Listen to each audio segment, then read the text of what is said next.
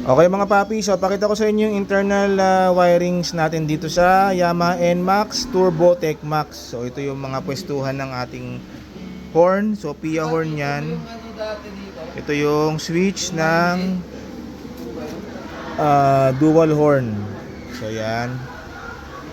Yan. Yung mga relays dito natin na siya pinwesto. Yan. Yan yung harap. Tapos nakagapang yan dito. So parang wala lang, no.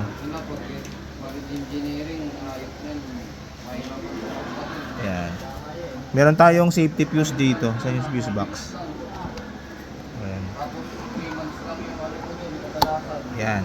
Meron tayong fuse box dito sa battery. Ayan.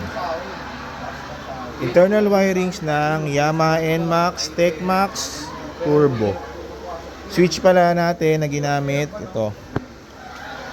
3-way switch, tapos sa passing ito yung may bracket. Ayan. Yung ilaw dito natin yan nilagay. X1 Plus. So sa T-post. Salamat po.